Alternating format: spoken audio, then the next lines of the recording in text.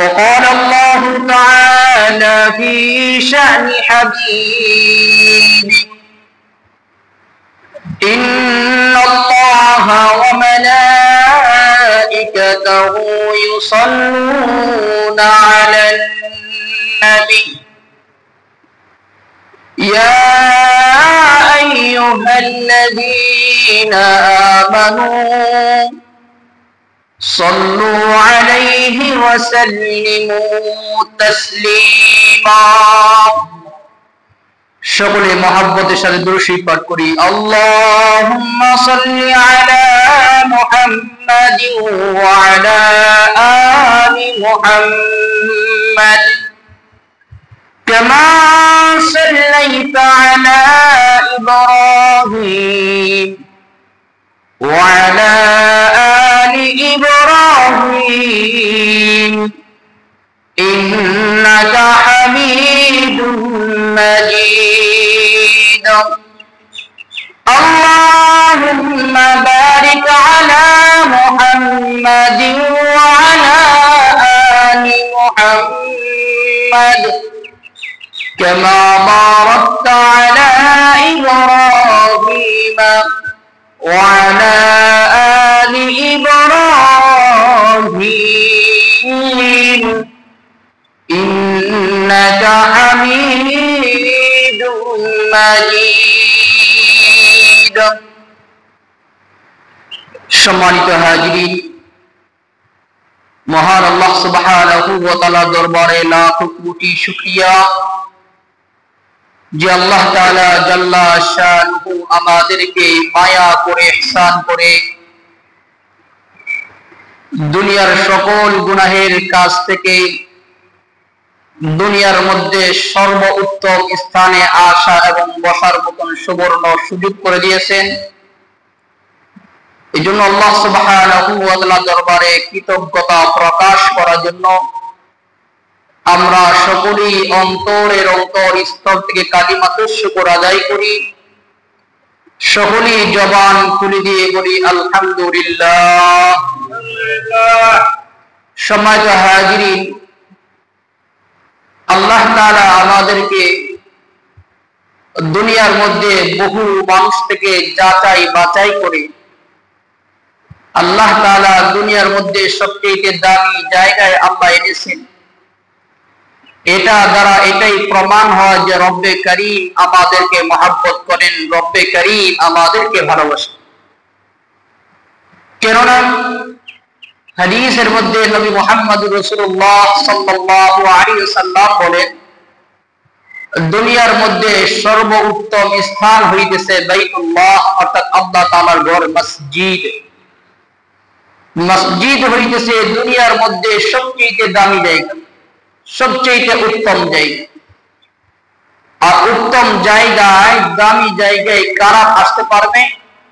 যাদেরকে আল্লাহ কবুল করবে, যাদেরকে আল্লাহ আসার তৌফিক দিবেন। তাহলে এটাই প্রমাণিত যে রব্বে করিম আমাকে আপনাকে দামি জায়গায় এনেছেন, মানে রব্বে করিম আমাকে আপনাকে মহব্বত করে, আমাকে আপনাকে ভালোবাসে, এটাই তার প্রমাণ। রব্বে করিম আমাদেরকে অত্যাধিক মহব্বত করেন, ভালোবাসেন। এই জন্য রব্বে করিম বারবার আমাকে আপনাকে সতর্ক করেছে, সাবধান করেছে, বান্দা তুমি যদি এই পথে পা বাড়াও তাহলে তোমার ক্ষতি হবে, দুনিয়াতেও ক্ষতি হবে, আখিরাতেও ক্ষতি হবে। বান্দা তুমি যদি এই পথ অনুসরণ করো, দুনিয়াতেও তুমি কামিয়াব হইবা, আখিরাতেও কামিয়াব হইবা।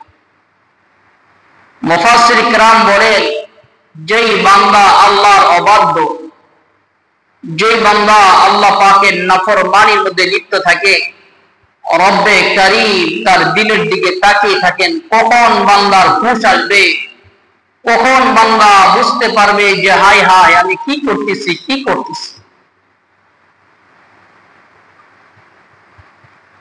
যখন হুঁশ আসবে তখনই তো বান্দা তওবা করবে, তখনই তো আল্লাহ তাআলার কাছে ক্ষমা চাইবে, মাফ চাইবে।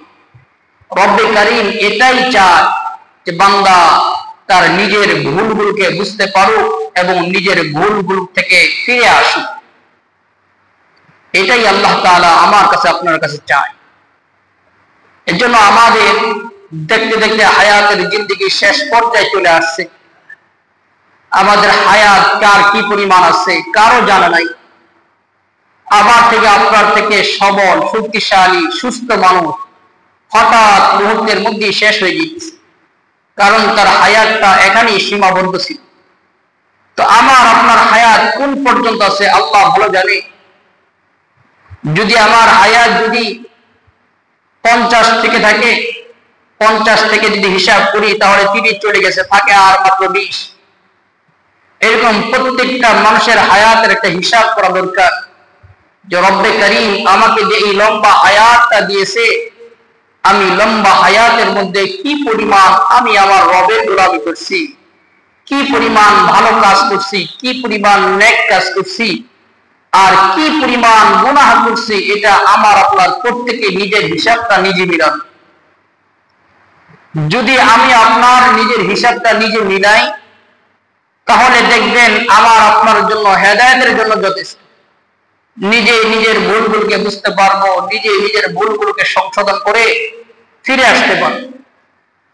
আমার আপনার জন্য রব্বে করিম দয়া করে মায়া করে তওবার রাস্তা খোলা রাখছে যে বান্দা শয়তানের ধোঁকায় পড়ে নফসের ধোঁকায় পড়ে বান্দা গুনাহ করবে, তো বান্দা যখন গুনাহটা বুঝতে পারবে বান্দা যেন সাথে সাথে তওবা করে বান্দা যেন ফিরে আসতে পারে। এই জন্য আমার আপনার জন্য তওবার রাস্তা তওবার দরজা আল্লাহ খোলা রাখছে। শেখ সাদি রহমাতুল্লাহি আলাইহি বলেন, তুমি যদি গুনাহ করতে করতে ক্লান্ত হয়ে যাও, তুমি যদি গুনাহ করতে করতে ক্লান্ত হয়ে যাও, তবে তুমি এটা মনে করো না যে রব্বে করিম তোমাকে ক্ষমা করবেন। তুমি গুনাহ করতে করতে ক্লান্ত হয়ে যাইবা, কিন্তু রব্বে করিম তোমার গুনাহগুলোকে তোমার অপরাধগুলোকে ক্ষমা করার জন্য কোনো কৃপণতা করবে না। তুমি শুধু বলবে আল্লাহ আমি ভুল করছি আমারে মাফ করে দেন, তো রব্বে করিম সাথে সাথেই বান্দাকে মাফ করে দিবেন। সুবহানাল্লাহ। এটা আমার আপনার জন্য তওবার রাস্তা আল্লাহ খোলা রাখছে। এজন্য আমার আপনার প্রত্যেকের হায়াতের দিকে, হায়াতের জিন্দেগির মধ্যে একটু তাকাই, হায়াতের জিন্দেগির মধ্যে একটু তাকিয়ে আমি আপনার জন্য হিসাবটা নিজের হিসাবটা নিজে মিলিয়ে দিই, তাহলে দেখবেন অল্পতেই আমি আপনার সংশোধন হয়ে যেতে পারি। সম্মানিত হাজিরিন, প্রত্যেক জুমায় আমরা আলোচনা শুনি বা আমাদের মোবাইলে ইউটিউবে আমরা বিভিন্ন আলোচনা শুনে থাকি, অথবা আমাদের প্রত্যেকের বাড়িতে কিছু কিতাবাদি থাকে বাংলা, যেগুলো আমরা পড়ে থাকি। এত কিছু জানার পরও আমি আপনি কোনো পরিবর্তন হয়ে গেছি, এটা কেন? কারণ আমি আপনি জানার পরে তো পরিবর্তন হওয়ার প্রয়োজন ছিল। যদি জানার পরে পরিবর্তন হইতাম তাহলে সারা বছর প্রত্যেক জুমায় আলোচনা হয়, তো আমি আপনি তো পরিবর্তন হই না। তাহলে বোঝা যায় আমি জানার পরেও পরিবর্তন হয়ে গেছি। এর জন্য আশরাফ আলী থানভী রহমাতুল্লাহি আলাইহি তিনি একটি উদাহরণ দিয়ে বলেন যে আমার আপনার অবস্থা হইতেছে এমন যে আমাকে আপনাকে যতই বোঝানো হোক কিন্তু আমি আপনি পরিবর্তন হইব না। আশরাফ আলী থানভী রহমাতুল্লাহি আলাইহি বলেন, এক ধনী ঘরের বাবা একটা সন্তান ছিল, কিন্তু সন্তানটা একেবারেই সরল সাদা সিধা, ভালো বুঝে না খারাপও বুঝে না। তো একজন ধনী ব্যক্তির সন্তান যদি এমন হয় তো বাবা তো খুব টেনশনে পড়ে যায় যে আমার এত সয় সম্পত্তি এত ধন সম্পদ, আমার সন্তান এটা দেখে শুনে রাখবে কিভাবে? তো বাবা এইভাবে টেনশন করতে করতে একদিন সন্তানকে নসিহত করতেছে পাশে বসাইয়া যে দেখো বাবা, যতদিন আমি বাঁচা আছি আমি তো তোমাকে দেখে রাখবো, নিরাপত্তা দিয়ে রাখবো, তোমার ভালো মন্দ সব কিছু দেখাশোনা করবো, কিন্তু যখন আমি দুনিয়াতে থাকবো না তখন তোমার কি হবে? তো আমি তোমাকে কিছু নসিহত করতেছি, উপদেশ দিতেছি, তুমি যদি মানো তাহলে ভবিষ্যতে তোমার জন্য কল্যাণ হবে, মঙ্গল হবে। সন্তান বলতেছে ঠিক আছে, বলে যেহেতু আমার জন্য ভালো হবে, ঠিক আছে আমি এটা করব, মানব।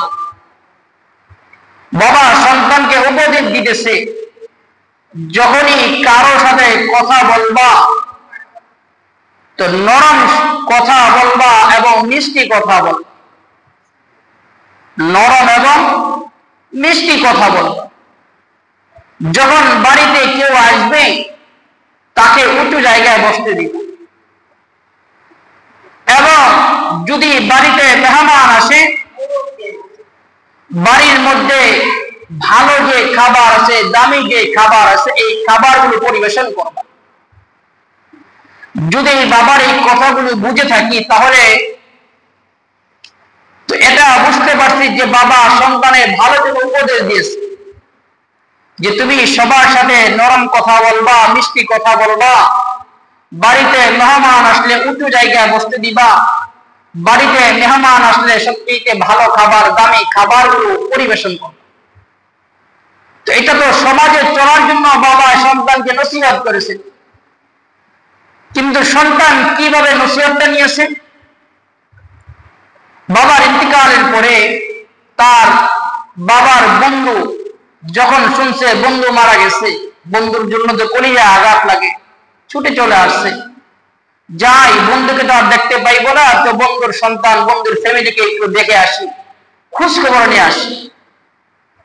তো যখন আসছে সন্তান, যখন বাবার বন্ধুকে দেখছে, বাবার বন্ধুর পরিচয় পাইছে, তো তাকে নিয়ে বাড়ির একবারে ছাদের উপরে নিয়ে গেছে, ছাদের উপরে নিয়ে তাকে বসতে দিচ্ছে। তো মেহমান আশ্চর্য হয়ে যেতেছে, কি ব্যাপার, বাড়িতে কত সুন্দর সুন্দর চেয়ার আছে, সোফা আছে, আমাকে ওখানে বসতে না দিয়ে কেন বাড়ির ছাদের উপরে নিয়ে আসছে? যাই হোক তাকে ওখানে বসাইল। তো বাবা বন্ধু যাই জিজ্ঞেস করে বলে তুলা আর মিষ্টি, যাই জিজ্ঞেস করে বলে তুলা আর মিষ্টি। তো বাবার বন্ধু চিন্তা করতেছে, বন্ধু তো বলছিল তার ছেলেটা সাদা সিধা, হয়তো কিছু বুঝে না, যাক চুপচাপ হয়েছে। কিছুক্ষণ পরে তার জন্য খাবারের ব্যবস্থা করা হলো। তো যখন খাবার খাইতেছে তো বলতেছে, দোস্তটা অনেক মজা হয়েছে, এতক্ষণ তুমি যাই কিছু করছো এই কাজটা ভালো কাজ করছো, কারণ এতক্ষণ ছাদের উপরে বসতে দিছো মেহমান, কথা জিজ্ঞেস করছি, কথার উত্তর দেওয়া নাই, উল্টা পাল্টা জবাব দিয়েছো, তুলা আর মিষ্টি। যাই এতক্ষণ যাই কিছু করছো, এখন যে খাবারটা দিছো খাবারটা ভালো হয়েছে, মাশাআল্লাহ, এই গুণটা তোমার মধ্যে আছে। তো সন্তান বলতেছে যে হ্যাঁ, আমার বাবা নসিহত করছিল বাড়ির মধ্যে সবচেয়ে দামি খাবার, সবচেয়ে ভালো খাবারটা যেন মেহমানকে আপ্যায়ন করি।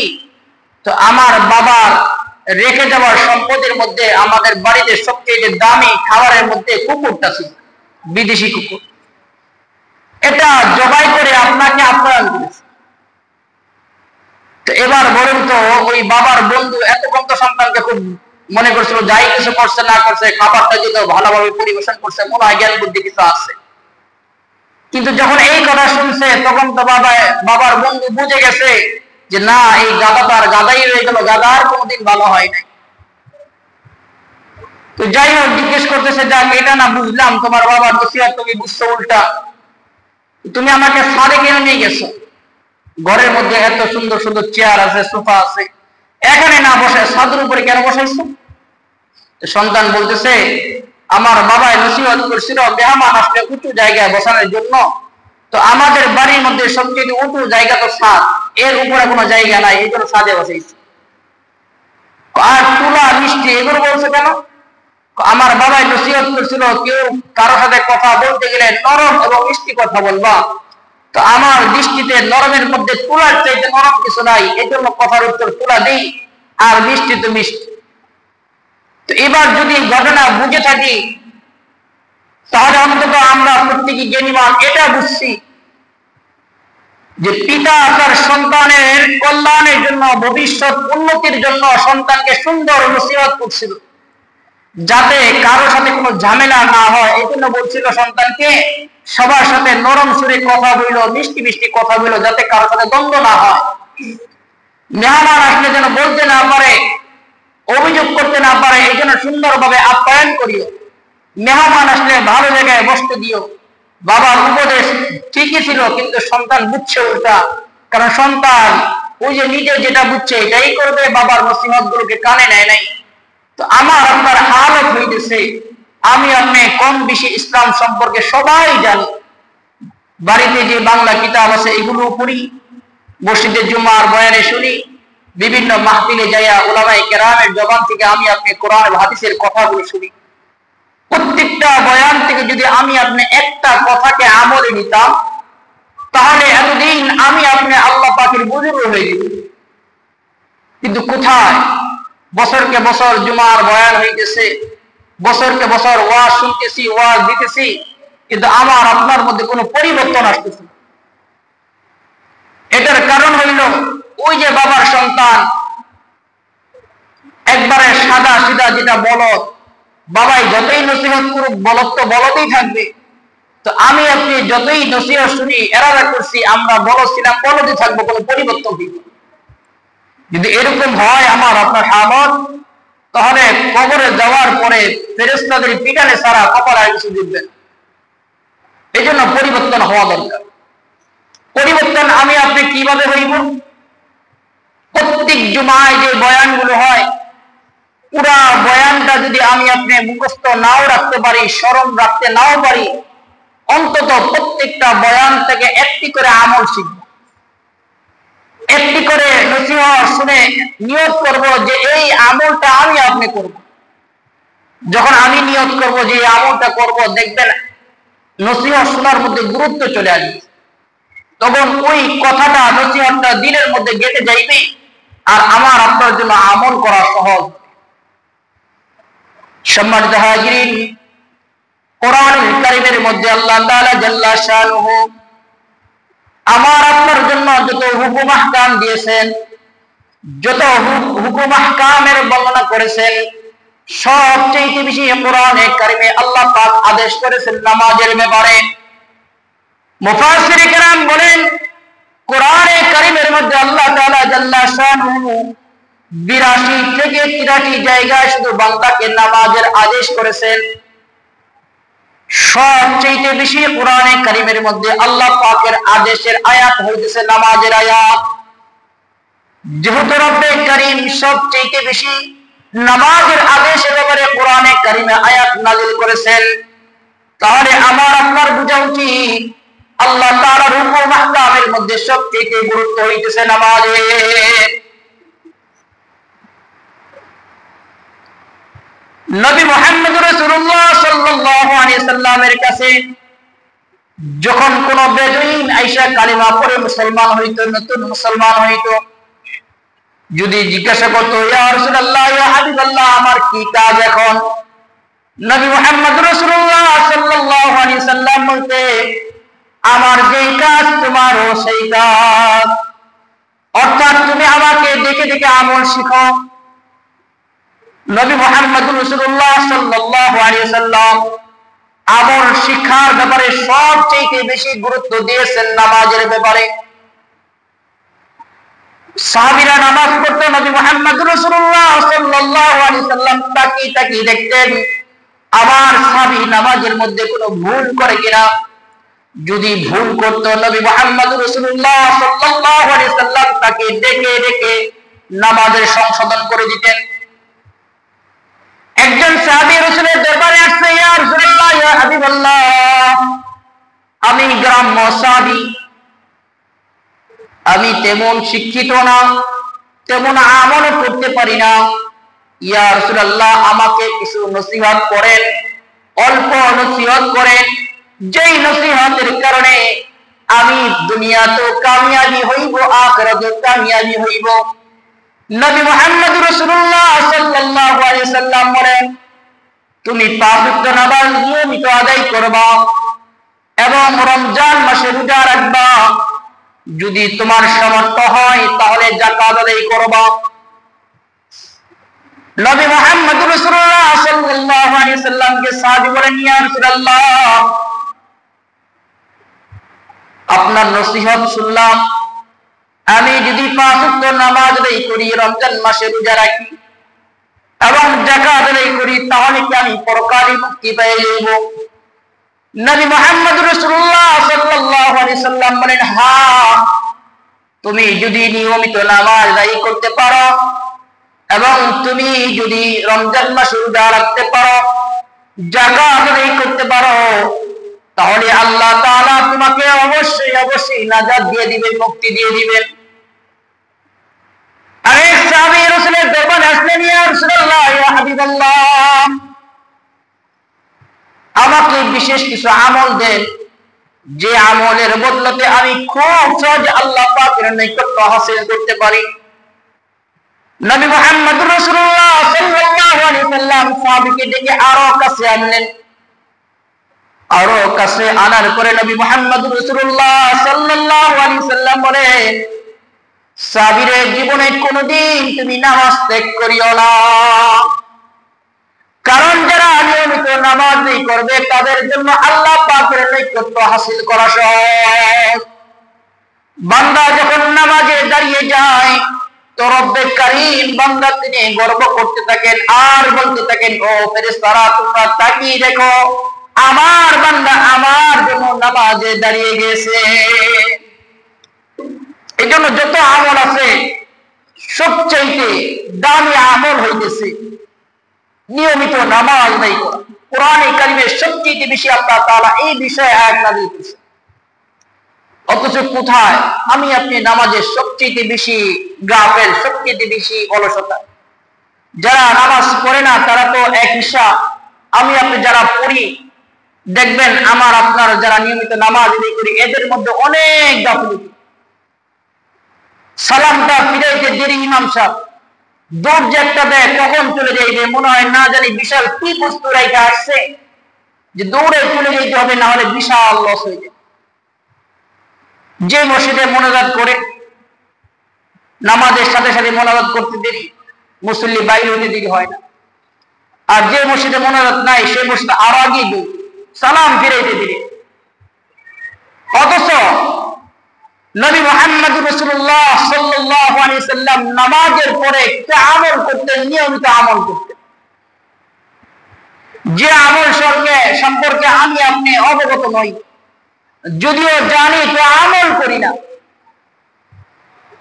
অথচ হাদিসের মধ্যে নবী মুহাম্মদ রাসূলুল্লাহ সাল্লাল্লাহু আলাইহি সাল্লাম বলেন, আল্লাহর নবী মুহাম্মদ রাসূলুল্লাহ সাল্লাল্লাহু আলাইহি সাল্লাম ফরজ নামাজের সালাম ফিরানোর পরে সাথে সাথে 3 বার বলতেন, আস্তাগফিরুল্লাহ, আস্তাগফিরুল্লাহ, আস্তাগফিরুল্লাহ। এইভাবে 3 বার বলতেন আস্তাগফিরুল্লাহ। এটা নবীজির সুন্নাহ, নবীজি আমল করতেন। এই আমল করলে কি হবে? আস্তাগফিরুল্লাহ মানে আল্লাহ, আমি আমার সকল গুনাহ থেকে তওবা করতেছি, আল্লাহ আপনি আমাকে মাফ করুন। নবী মুহাম্মদ রাসূলুল্লাহ সাল্লাল্লাহু আলাইহি সাল্লাম বলেন, কেউ যদি ফরজ নামাজের পরে 3 বার আস্তাগফিরুল্লাহ বলে, রব্বে কারীম তার সগীরা গুনাহগুলোকে আল্লাহ মাফ করে দেন। সুবহানাল্লাহ। অথচ আমি আপনি আমল করি। 2 নম্বর, নবী মুহাম্মদ রাসূলুল্লাহ সাল্লাল্লাহু আলাইহি সাল্লাম বলেন, ফরজ নামাজের পরে এমন একটি আমল আছে যে আমলটি যদি আমার কোন উম্মত করে তাহলে তার থেকে জান্নাত শুধু দূরত্ব হইতেছে মৃত্যু পর্যন্ত, শুধু বাধা হইতেছে মৌত, মৃত্যু। মৃত্যু হওয়ার সাথে সাথে আমার উম্মত জান্নাতে চলে যাইবে। সুবহানাল্লাহ। যে ব্যক্তি ফরজ নামাজের পরে একটা আয়াত আছে সূরাতুল বাকারার আয়াত, যে ফরজ নামাজের পরে একবার পাঠ করবে তার থেকে জান্নাতে দূরত্ব হইতেছে শুধু মৌত, বাধা হইতেছে শুধু মৃত্যু। মৃত্যুবরণ করার সাথে সাথে সোজা জান্নাতে চলে যাবে। সুবহানাল্লাহ। এত দামি একটা আমল, অথচ এই আমলটা আমরা কয়জনই করি? আমলটি হইতেছে কোরআনে কারীমের মধ্যে সবচেয়ে দামি আয়াত, আয়াতুল কুরসি। আমল হইতেছে। একদিন নবী করিম সাল্লাল্লাহু আলাইহি সাল্লাম মুআয রাদিয়াল্লাহু তাআলা আনহুকে ডাকলেন, মুআয তুমি আমার কাছে আসো। মুআয রাদিয়াল্লাহু তাআলা আনহু কাছে আসলেন। আল্লাহ নবী মুহাম্মদুর রাসূলুল্লাহ সাল্লাল্লাহু আলাইহি সাল্লাম বলেন, মুআয তুমি আরো কাছে আসো। মুআয রাদিয়াল্লাহু তাআলা আনহু আরো কাছে আসলেন। আল্লাহ নবী বলেন, মুআয তুমি আরো কাছে আসো। নবীজির শরীরের সাথে মুআযের শরীর যখন লেগে গেল, এবার নবী বলেন, মুআয আল্লাহর কসম আমি তোমাকে ভালোবাসি। সুবহানাল্লাহ। আমি আপনি সবাই নবীকে মহব্বত করি, সবাই নবীকে ভালোবাসি, আর নবীর ভালোবাসার কারণেই তো রব্বে কারীম পরকালে আমাকে আপনাকে মুক্তি দিবে। অথচ নবী মুআযকে বলেন, মুআয আমি তোমাকে ভালোবাসি। তাহলে মুআযের কপালটা কতই ভালো, কতই উত্তম কপাল, নবী মুআযকে ভালোবাসে। তো যেমন তেমন না, নবী আল্লাহ পাকের কসম করে বলেন, আল্লাহর কসম আমি তোমাকে ভালোবাসি। একবার নয়, তিনবার নয়, নবী মুহাম্মদুর রাসূলুল্লাহ সাল্লাল্লাহু আলাইহি সাল্লাম একাধিকবার কসমকে বলেন, মুআয আমি তোমাকে ভালোবাসি। তোমাকে ভালোবাসি, এই ভালোবাসার দাবি নিয়ে আমি তোমাকে একটা নসিহত করতেছি, জীবনে কোনদিন তুমি এই আমলটা ফরজ নামাজের পরে ছাড়বা না। তিরমিজির হাদিস। নবীজি মুআযকে ভালোবাসেন, এই ভালোবাসার দাবি নিয়ে একটা আমলের কথা বলছেন। যদি আমি আপনি বুঝে থাকি তাহলে বুঝেন আমলের গুরুত্বটা কেমন। যে ভালোবাসার দাবি নিয়ে আল্লাহ নবী নসিহত করতেছেন। নবীজি শুধু যদি বলতেন তোমরা এই আমলটা করবা, তাহলে তো সাহাবায়ে কেরাম আমলটা করা শুরু করে দিতেন। কিন্তু নবী মুআযকে ভালোবাসার দাবি নিয়ে নসিহত করতেছেন। নবী মুহাম্মদুর রাসূলুল্লাহ সাল্লাল্লাহু আলাইহি সাল্লাম বলেন, মুআয জীবনে কোনদিন তুমি ফরজ নামাজের পরে এই দোয়াটি পাঠ করতে ভুলবা না। মুআয রাদিয়াল্লাহু তাআলা আনহুকে আল্লাহ নবী দোয়াটি শিখাইলেন, আল্লাহুম্মা আইন্নি আলা যিকরিকা ওয়া শুকরিকা ওয়া হুসনি ইবাদাতিক। মুআয রাদিয়াল্লাহু তাআলা আনহু বলেন, ইয়া রাসূলুল্লাহ, ইয়া হাবিবাল্লাহ, এই আমলটি কি আমি গোপন রাখবো নাকি প্রকাশ করব? নবী মুহাম্মদুর রাসূলুল্লাহ সাল্লাল্লাহু আলাইহি সাল্লাম বলেন, মুআয তুমি এটাকে প্রচার করে দাও।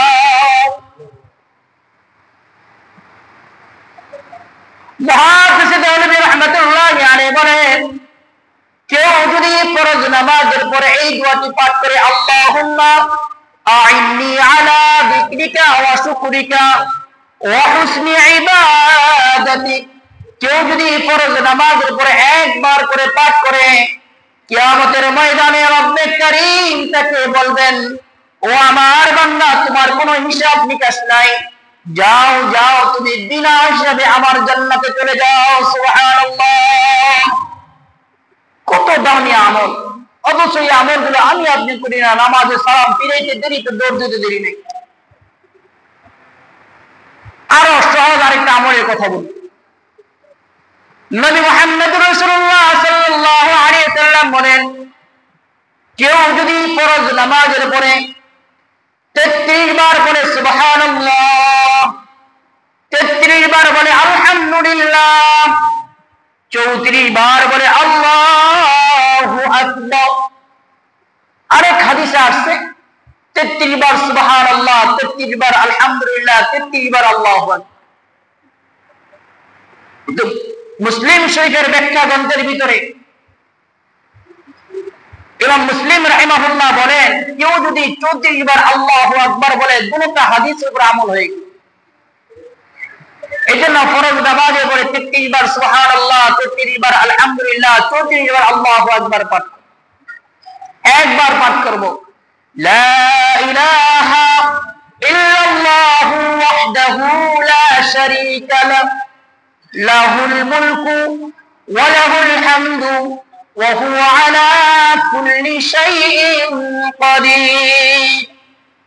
এই আমল করলে কি হবে? নবী মুহাম্মদ রাসূলুল্লাহ সাল্লাল্লাহু আলাইহি সাল্লাম বলেন, ওই বান্দার আমল নামা যদি সাগরের ফেনা পরিমাণ গুনাহ থেকে থাকে, রব্বে কারীম বান্দার আমল নামার গুনাহগুলো আল্লাহ মাফ করে দিবেন। সুবহানাল্লাহ। এত দামি আমল, অল্প সময়ের মধ্যে কয়েকটা মিনিটের প্রয়োজন, কিন্তু আমি আপনি আমল করি না। এই আমলগুলো, যে আমলের কথাগুলো বললাম, আজ থেকে অবশ্যই আমি আপনি প্রত্যেকে আমল করার চেষ্টা করবো ইনশাআল্লাহ। এই আমলগুলো আমাদের পরিবারের যারা আছে, স্ত্রী আছে, ভাই বোন আছে, এদেরকেও আমরা শিখাইবো, যাতে তারাও মা বোনের আমল করতে পারে। আল্লাহ তাআলা আমাকে সহ আমাদের সকলকে এই কথাগুলোর উপর আমল করার তৌফিক দান করুন। সকলে বলি আমিন। ওয়া আখিরু দাওয়ানা আলহামদুলিল্লাহি রাব্বিল আলামিন।